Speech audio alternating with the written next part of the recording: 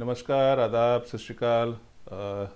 Over the weekend, I happened to go through one of the cupboards at home, and I discovered these bunch of magazines which go back a fair way. Actually, they are from about the mid 90s, from a time when one used to still shoot on film, and my preferred film at that time was color transparency. And I used to, work with a number of magazines, and one of them happened to be Savvy. And I'm going to show you the cover of one of the issues of Savvy, which features Meera Nair, and then let me tell you a bit more about this.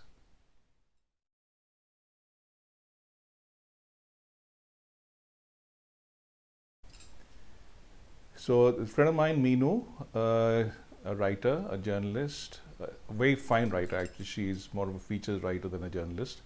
And she used to work with Savvy magazine at that time. And she used to do these wonderful long interviews and long form stories on various personalities who would then be featured as the cover story of Savvy magazine.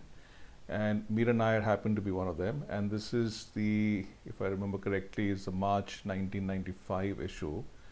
And it's just it's a long interview. And if you look at the number of pages inside, it's about a dozen pages of the interview with her.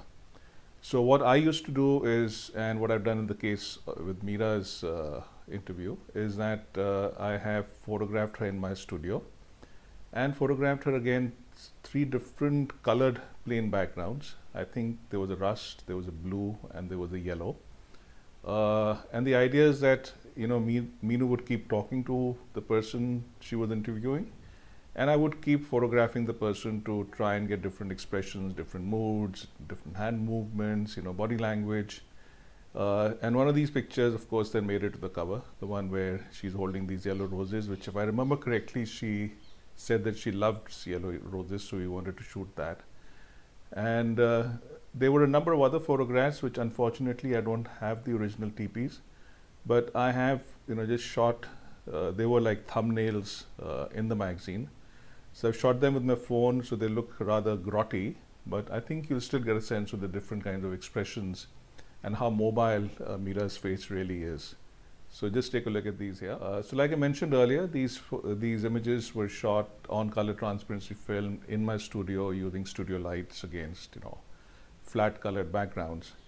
And I'll just show you the the cover picture once again. Sorry. And you'll notice that the cover background is yellow.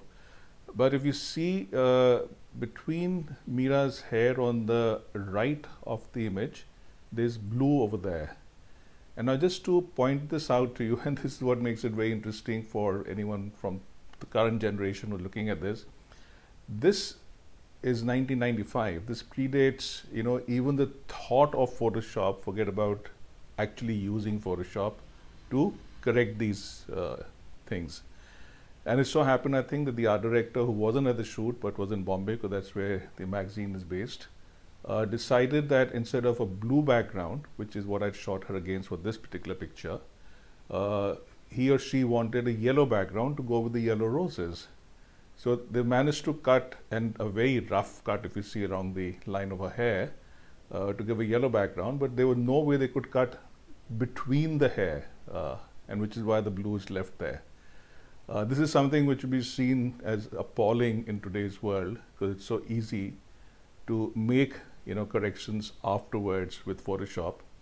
But at that time, whatever photograph you took, you conceived it, you shot it, and it was final when you press the shutter. And especially if you were shooting on color transparency film, and which is what I used to do, because there was no printmaking thereafter, there was no dodging, burning. The image which was registered on the transparency was it. That's what you worked with. So composition, exposure, mood, expression was frozen in that instant to be used the way it was. And that's what I used to love about that.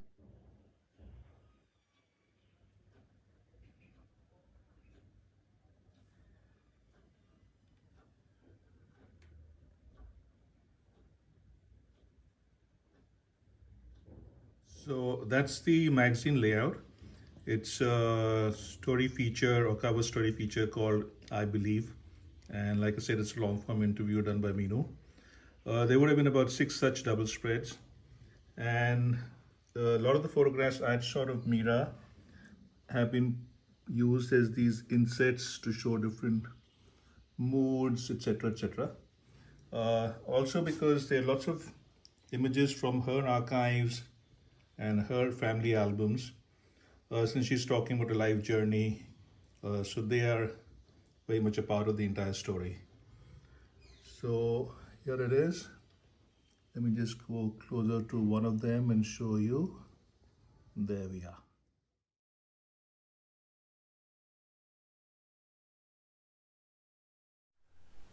All right, so hopefully that gave you a glimpse into the way we used to work in the 90s until actually about 2004, when we were working with film. And, so the drawbacks, but I really prefer to believe that there were challenges of using film rather than drawbacks. And, once you knew the medium, once you knew the chemistry and the physics of film, those challenges were glorious. I mean, I really loved working with transparency film. And the idea of being able to get that image just right at that time, because of what led up to that moment rather than what will happen post that moment, for me was a very, very interesting way to do photography.